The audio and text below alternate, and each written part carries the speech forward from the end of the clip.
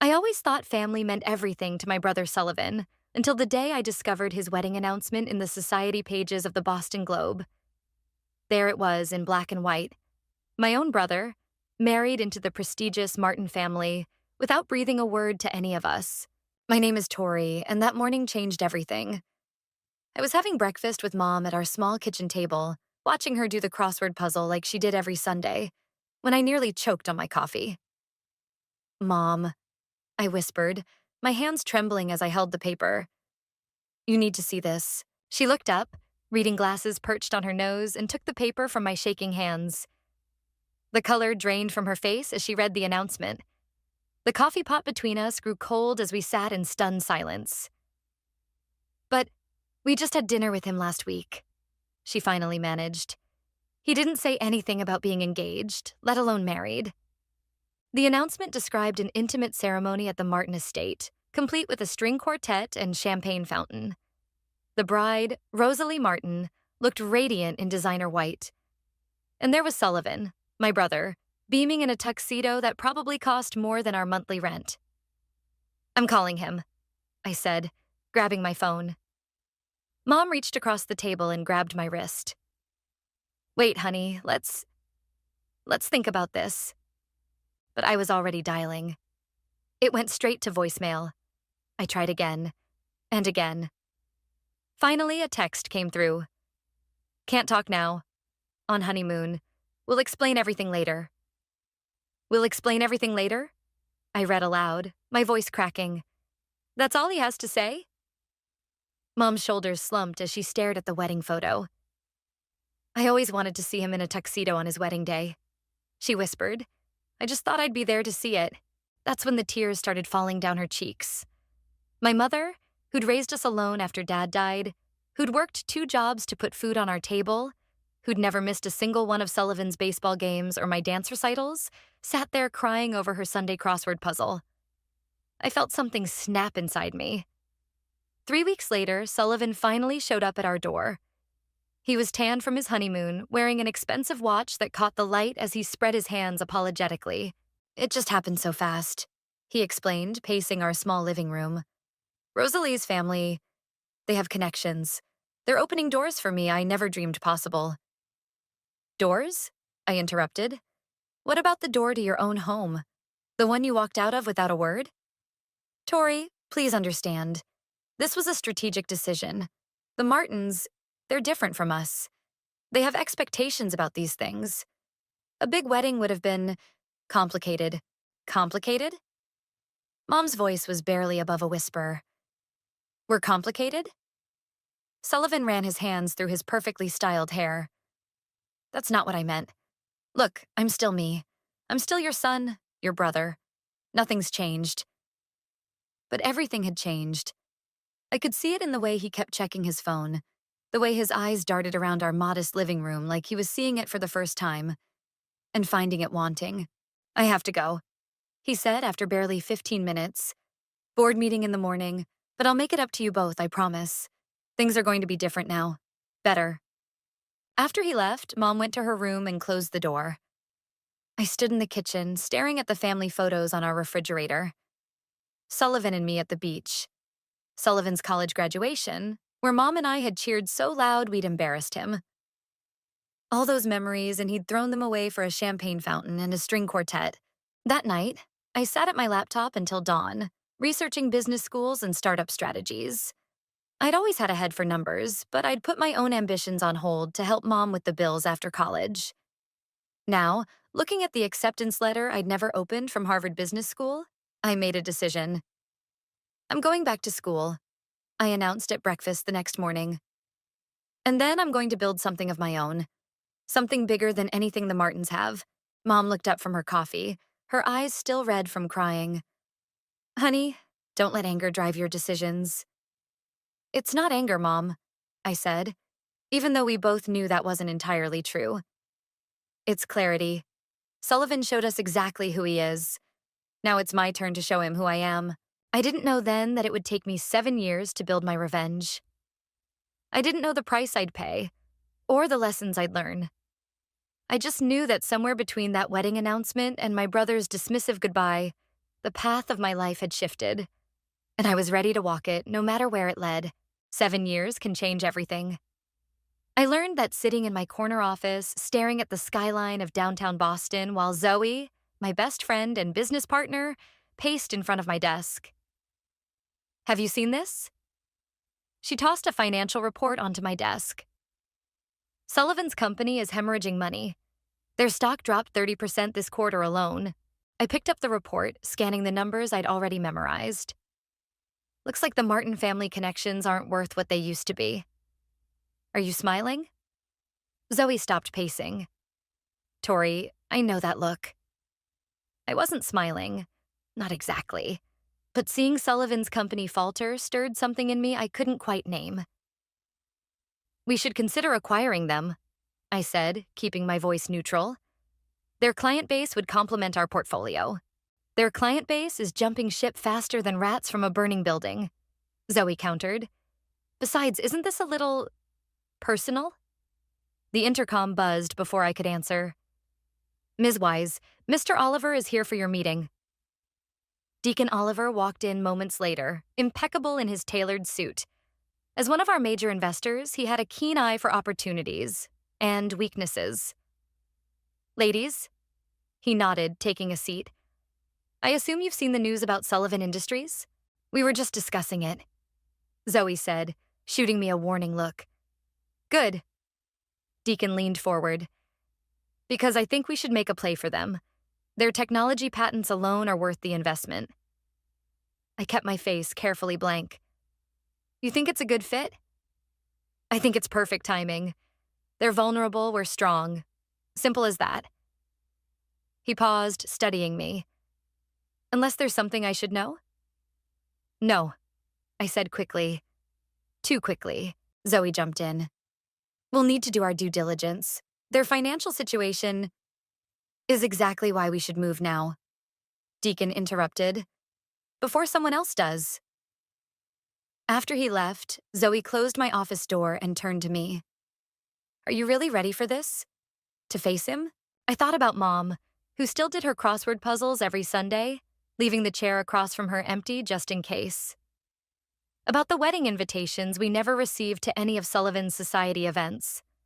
About the way he dismissed our family like we were something to be ashamed of. I'm more than ready, I said. That evening, I met Quinn, my mentor, for drinks at our usual spot. The bar was quiet, jazz playing softly in the background. You've built something remarkable, Quinn said, swirling his scotch. But revenge is a tricky business. It can consume you if you're not careful. This isn't about revenge, I protested. It's a sound business decision. Quinn's laugh was gentle but knowing. Keep telling yourself that. Just remember, the moment you acquire his company, everything changes. Are you prepared for those changes? I thought about the day I'd started this journey. How I'd walked into my first business class at Harvard with nothing but determination and a student loan. How I'd met Zoe in that class, and how we'd stayed up late planning our future company. How every setback had only made me work harder. I built this company from nothing, I said, while Sullivan rode his wife's family connections straight to the top. Now he's falling, and I'm rising. That's not revenge. That's karma. Karma doesn't usually require a hostile takeover, Quinn pointed out. Before I could respond, my phone buzzed. It was Zoe. Turn on the business news, she said without preamble. Now. I signaled the bartender to change the channel. There was Sullivan, looking considerably less polished than his wedding photos, standing at a podium. Confident that Sullivan Industries will weather this temporary setback, he was saying. Our foundation is strong, our future is bright. Liar, I whispered, watching his left eye twitch, a tell he'd had since childhood. The market's not buying it, Zoe said in my ear. Their stock dropped another 8% after hours. I watched my brother field questions, his confidence cracking slightly around the edges. He looked older, tired. For a moment, I almost felt sorry for him. Then he said something that made my blood freeze. My family has always believed in perseverance through adversity, he declared proudly. It's how we were raised. Quinn must have seen my expression change. Tori? I stood up, grabbing my coat. Call the board, I told Zoe. First thing tomorrow, we're making our move. Are you sure? Zoe asked. He wants to talk about family? I said, my voice hard. Fine, let's talk about family. I ended the call and looked at Quinn. He raised his glass in a silent toast. Well, he said, this should be interesting. As I walked out into the cool night air, I felt 7 years of preparation crystallizing into this moment. Sullivan had no idea what was coming, but he was about to learn that the sister he'd left behind had become someone entirely new, someone who knew exactly how to make him pay attention. The boardroom buzzed with anticipation as I laid out our acquisition strategy. 10 pairs of eyes watched me pace in front of the projection screen, numbers and graphs flickering behind me. Sullivan Industries is undervalued, I explained, clicking to the next slide. Their patents alone are worth twice their current market cap. With their stock price at an all-time low, the timing is perfect. And their leadership? Asked Patricia, our most skeptical board member. The current CEO will be replaced. I cut in smoothly. That's non-negotiable. Zoe coughed quietly beside me. I caught her warning glance and softened my tone. Their management has proven ineffective. Change is necessary for the company's survival. After the meeting, Zoe followed me to my office. Well, that wasn't obvious at all. What wasn't? The way you practically snarled at the mention of their CEO. She perched on the edge of my desk. The board's going to start asking questions if you can't keep your cool. My phone buzzed. A text from Mom. Coming for Sunday dinner? I stared at the message, remembering all the Sunday dinners Sullivan had missed. 7 years of empty chairs and unspoken words. I need to see Quinn, I said, grabbing my coat. I found him at his favorite spot in the public garden, feeding pigeons despite the "do not feed wildlife" signs. He looked up as I approached, patting the bench beside him. I wondered when you'd show up, he said. The board approved the acquisition plan. And how does that make you feel? I threw a handful of breadcrumbs to the pigeons. Like I'm finally winning. Winning what? Don't do that, I snapped. Don't make this into some therapy session. Quinn's silence was louder than any response. We watched the pigeons squabble over breadcrumbs until I couldn't stand it anymore. He took everything from us, I said. Our family, our trust, our dignity. He made Mom cry every Sunday for a year. And this will fix that? Before I could answer, my phone rang. It was Deacon. Turn on CNBC, he said without preamble. Sullivan's doing damage control. I pulled up the live stream on my phone. There was my brother, looking more polished than his last appearance, standing at another podium. Rumors of a hostile takeover are greatly exaggerated, he was saying. Sullivan Industries remains committed to independence and growth. Quinn leaned over to watch. Interesting choice of words. Independence. He's always been independent, I said bitterly. That's the problem. The camera panned to show Rosalie standing beside him, her hand on his arm. They looked like the perfect power couple, except I could see the strain around his eyes, the way his hands gripped the podium too tightly. I should call Mom, I said suddenly, before she sees this. Good idea. Quinn nodded. Family should hear news from family. The irony of his words wasn't lost on me. Mom answered on the first ring. I was just thinking about you, she said. I'm making your favorite lasagna for Sunday. Mom. I took a deep breath. There's something I need to tell you. The silence on the other end stretched out after I explained everything. Finally, she spoke. Are you doing this for the right reasons? It's a smart business move, I said automatically. That's not what I asked. I watched a pigeon strut past, proud and purposeful. I'm doing it because I can, because he needs to see who I've become. And who is that, sweetheart? The question hit me harder than I expected. Quinn pretended to be completely absorbed in feeding the pigeons, but I knew he was listening. Someone who matters, I said finally. Someone he can't ignore. Mom sighed. You've always mattered, Tori. With or without a corner office. After we hung up, Quinn stood and brushed breadcrumbs from his coat. Your mother's a wise woman. She is, I agreed, but she's also too forgiving. And you're not forgiving enough, he countered. Be careful, Tori. Revenge is like holding a hot coal. You'll burn yourself trying to throw it at someone else. My phone buzzed again. Zoe with updates about the acquisition paperwork. The machinery was in motion. In a few weeks, I would be face to face with Sullivan, watching his world shift like mine had 7 years ago. Maybe I want to get burned, I told Quinn. He shook his head. No, you don't. You want justice. But remember, justice without mercy is just another form of cruelty. I stood up, straightening my jacket. Sometimes cruelty is earned. As I walked away, leaving Quinn with his pigeons and wisdom, I felt the weight of what was coming. Soon, Sullivan would learn that the sister he'd left behind had become someone with the power to reshape his world. The question was, would reshaping his world reshape mine too? The Boston Technology Summit was exactly the kind of event Sullivan loved. All glitz and networking, with champagne flowing freely. I watched from across the ballroom as he worked the crowd, that familiar, confident smile plastered on his face. Are you sure about this? Zoe whispered beside me. We could send someone else to make the initial contact. I adjusted my name tag, which read only TY's CEO. He won't recognize me. It's been 7 years and he's not exactly the type to read industry profiles. If you say so. Zoe grabbed 2 champagne flutes from a passing waiter. But try not to look like you're planning his murder. I forced my shoulders to relax and plastered on my best networking smile. Across the room, Sullivan was deep in conversation with a group of investors. Rosalie stood at his side, elegant as ever in a designer dress that probably cost more than my first car. Time to mingle, I said, moving toward their group. As I approached, I caught fragments of Sullivan's conversation.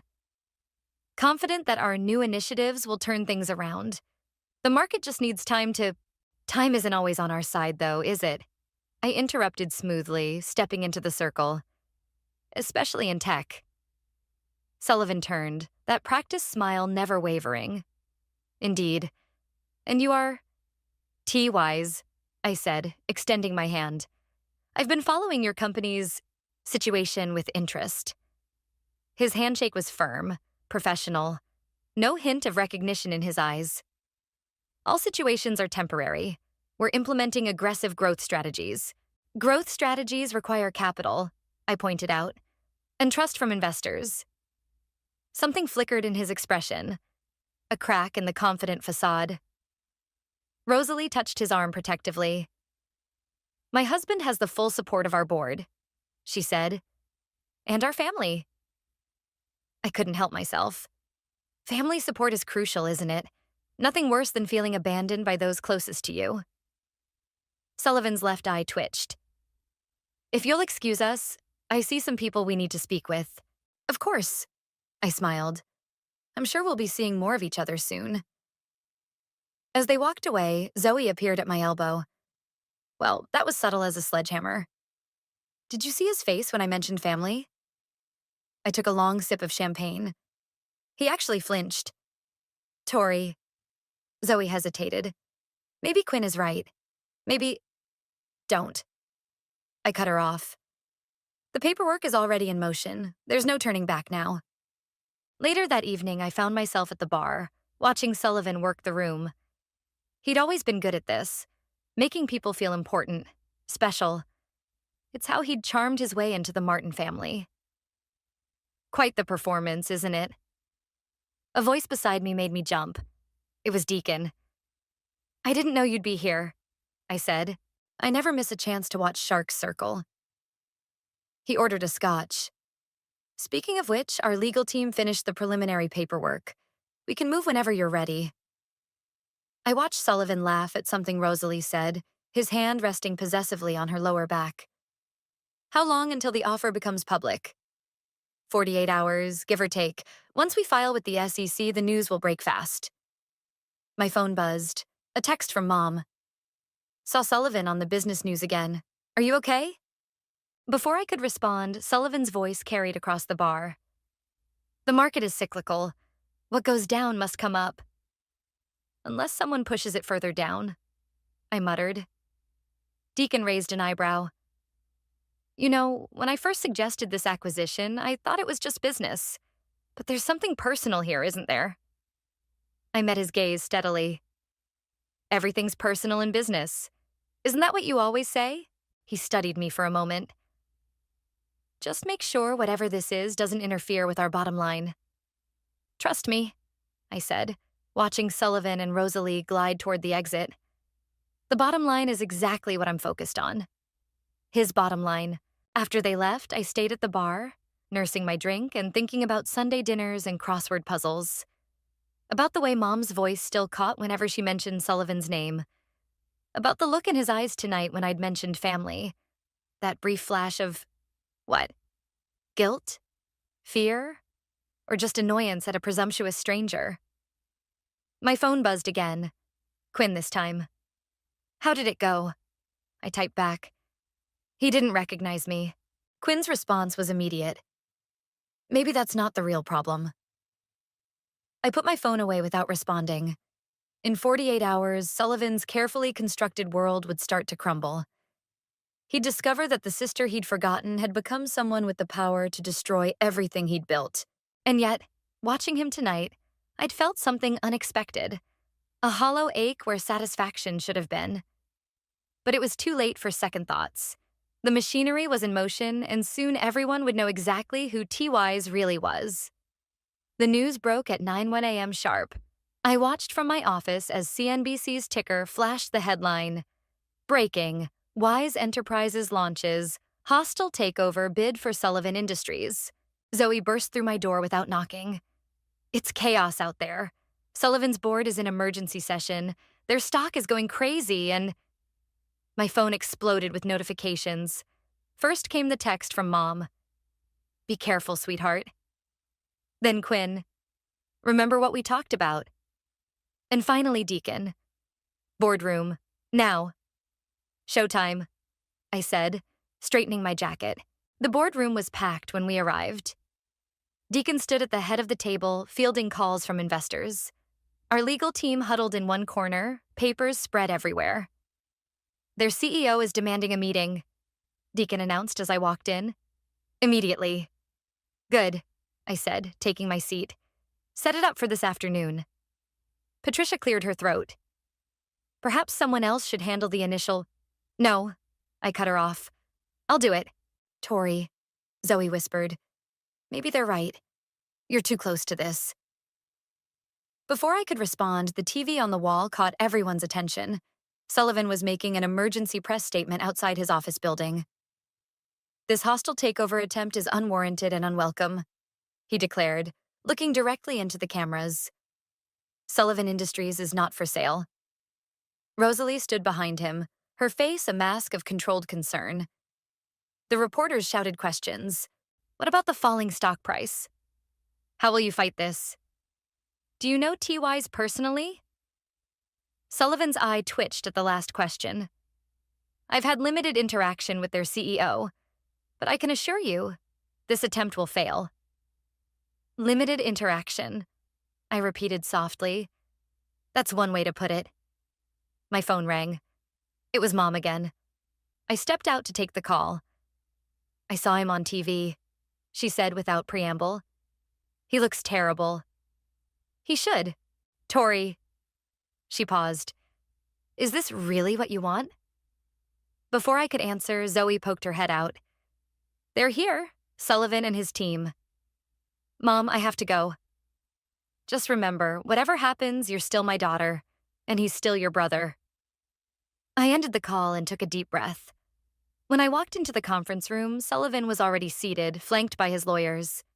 He stood when I entered, that practiced smile in place. Ms. Wise, I believe we met at the... His voice trailed off as recognition finally hit. The color drained from his face. Tori?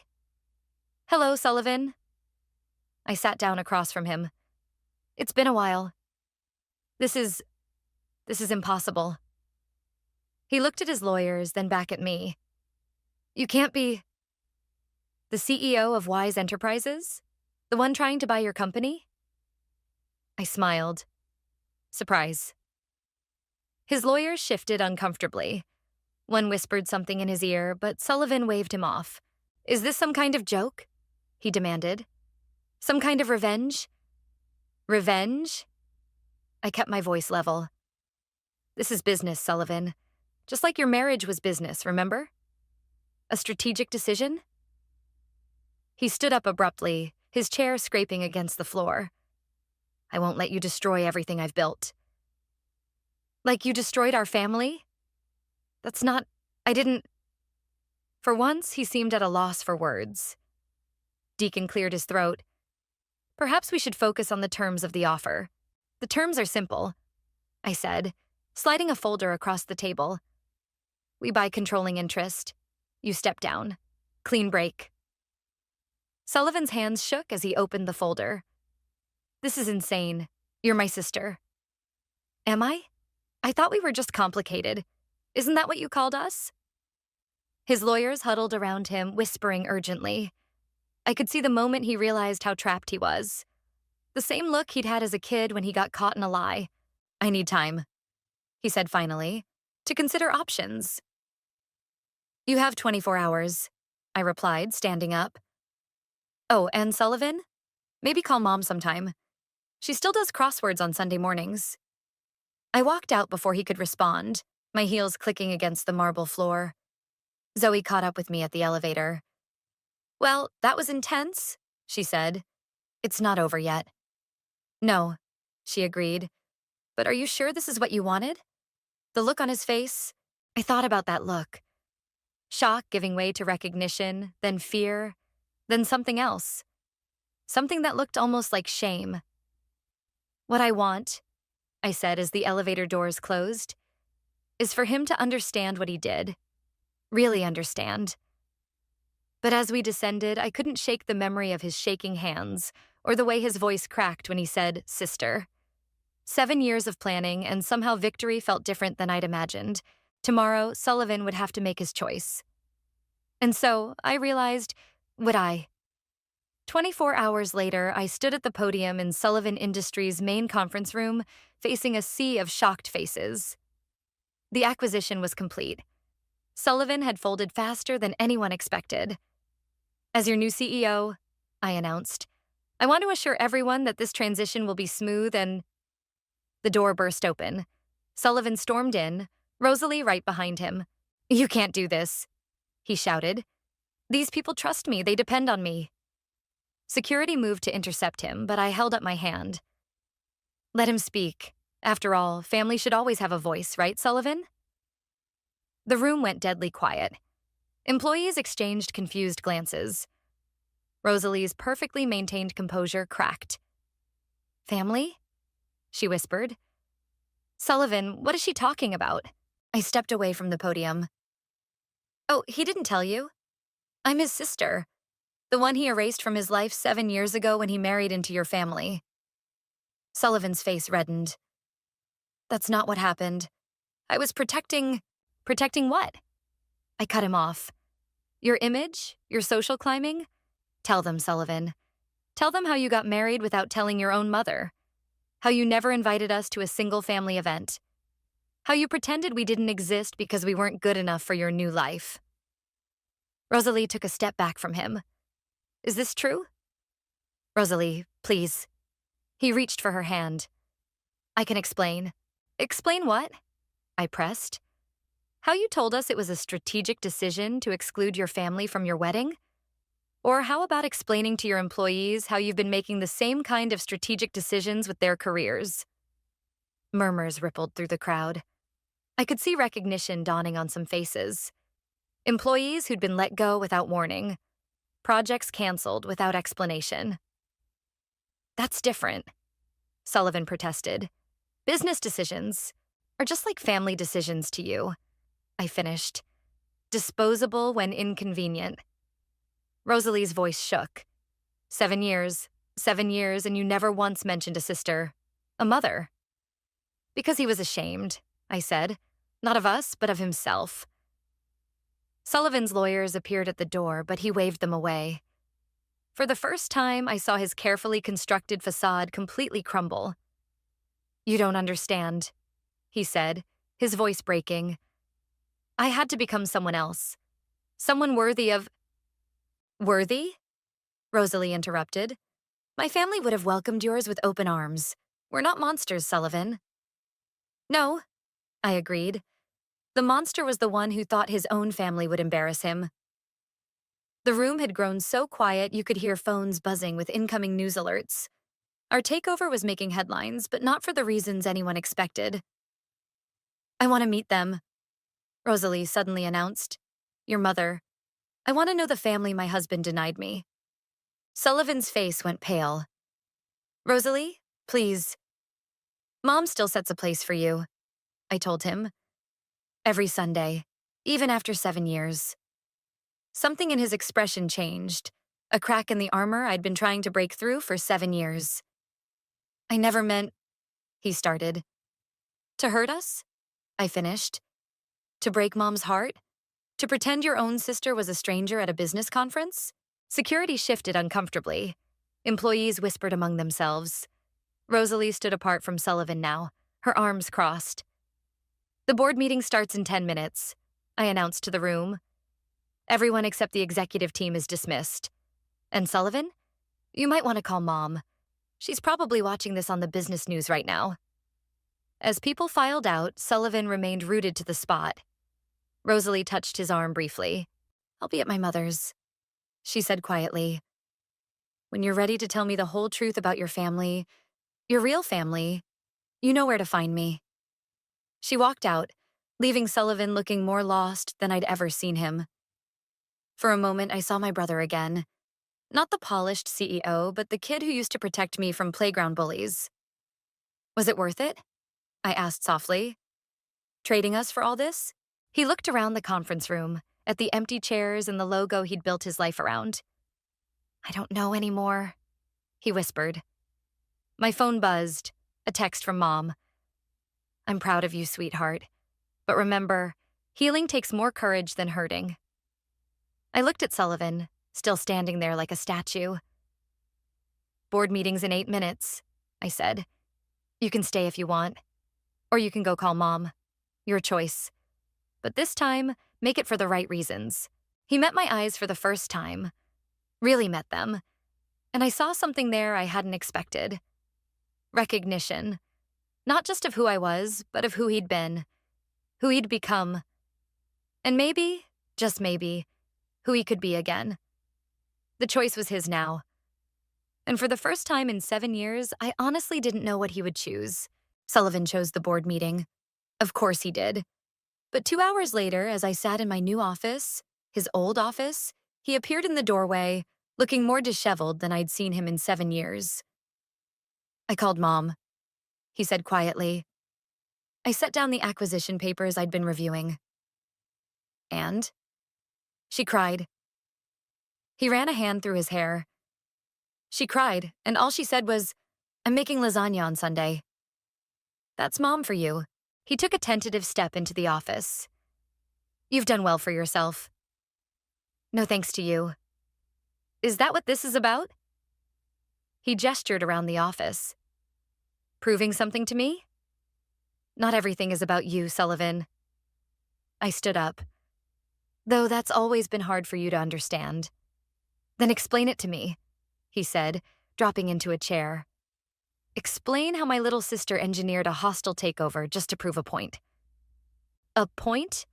I laughed, but there was no humor in it. "You want to talk about points? Let's talk about Mom working double shifts to put you through business school. Let's talk about her skipping meals so you could have new suits for interviews. Let's talk about how you repaid that by erasing us from your life." "I didn't erase you," he protested. "I was trying to protect—" "If you say protect one more time, I swear to God." "Fine." He stood up so quickly the chair toppled backward. "I was ashamed. Is that what you want to hear? I was ashamed of our cramped apartment, of Mom's waitress uniform, of everything that reminded me of where I came from." The words hung in the air between us. Outside, the city hummed with afternoon traffic, oblivious to our drama unfolding 30 stories up. "Rosalie called me," I said finally. She's having dinner with Mom tonight. Sullivan's face went pale. What? Funny how your wife turns out to be a better person than you gave her credit for. He slumped against the wall. I've lost everything, haven't I? No, I said sharply. You gave everything away. There's a difference. My phone buzzed. Zoe reminding me about the press conference scheduled for tomorrow. The official announcement of the new leadership structure. You know what the worst part is? I continued. Mom never stopped loving you. Never stopped defending you. Sullivan's just busy, she'd say. Sullivan's building his future. Even when you missed her birthday. Even when you sent a generic Christmas card addressed to family. I can't change the past, he whispered. No, but you can stop running from it. I walked to the window, looking out at the city. You have a choice now, Sullivan. Keep pretending to be someone you're not, or remember who you really are. And who am I? His voice cracked. The ambitious brother who betrayed his family? The failed CEO who lost his company to his sister? You're the kid who taught me to ride a bike, I said, still facing the window. Who helped me with my math homework? Who promised Mom we'd always take care of each other? When I turned around, he was crying. Actually crying, like I hadn't seen since Dad's funeral. I don't know how to fix this, he admitted.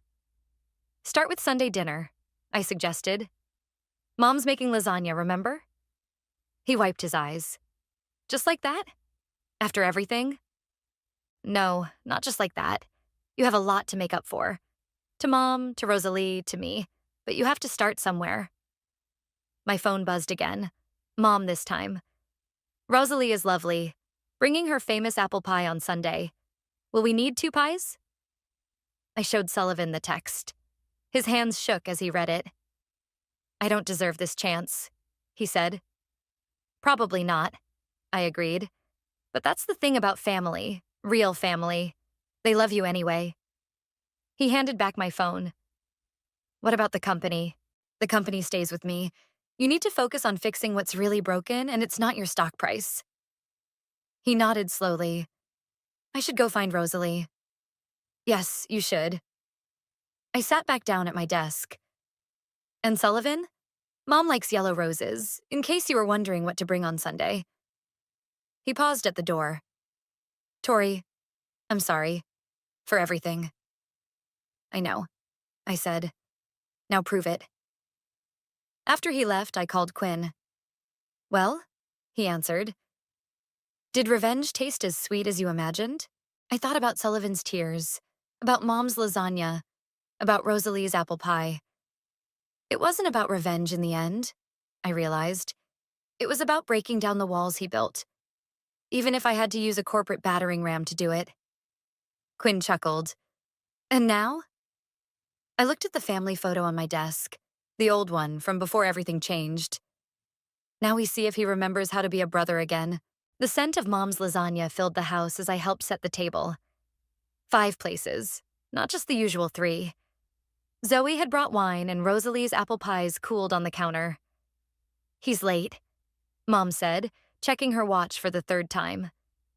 He'll come, Rosalie assured her, arranging flowers in a vase, yellow roses, just as I'd suggested.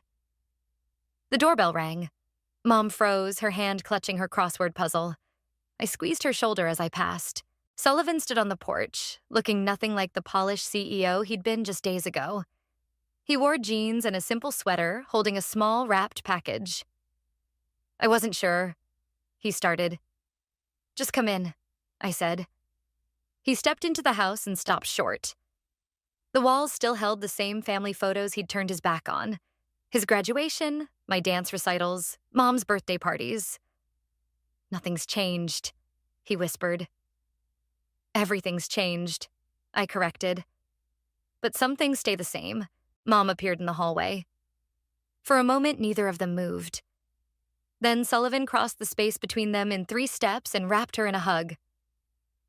I'm sorry, he said into her hair. I'm so sorry, Mom. She held him tight, and I saw tears rolling down her cheeks. My boy, she whispered. My beautiful, foolish boy. Rosalie and Zoe appeared from the kitchen, giving them space. I moved to join them, but Sullivan caught my arm. Wait, he said, pulling back from Mom. He handed her the package. Open it, please. Mom unwrapped it carefully. Inside was a leather-bound book. She opened it and gasped. It's every crossword puzzle I missed, Sullivan explained. 7 years of Sundays. I did them all last night. Even the ones I got wrong, I kept them. Because that's what family does, right? We keep trying, even when we mess up. Mom touched the pages gently. You remembered. I never forgot, he said. I just lost my way. Well, Zoe announced, breaking the tension. The wine isn't getting any younger, and that lasagna smells amazing.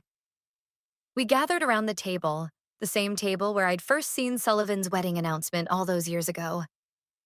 Mom insisted he sit in his old spot, across from me. To new beginnings, Rosalie proposed, raising her glass. And old traditions, Mom added. Sullivan cleared his throat. I have something else to say. He looked at me. I've been thinking about what you said, about fixing what's really broken. I'm starting therapy next week, and I've enrolled in a community college teaching program. Teaching? I set down my fork. But I always said what I thought would impress people, he interrupted. But before all that, before the suits and the corner office, I loved tutoring kids in math. Remember? I did remember. He'd volunteered at the community center all through high school. What about your image? I couldn't help asking. He smiled, a real smile, not the practiced one I'd grown to hate. I think I'm done with images. Time to be real.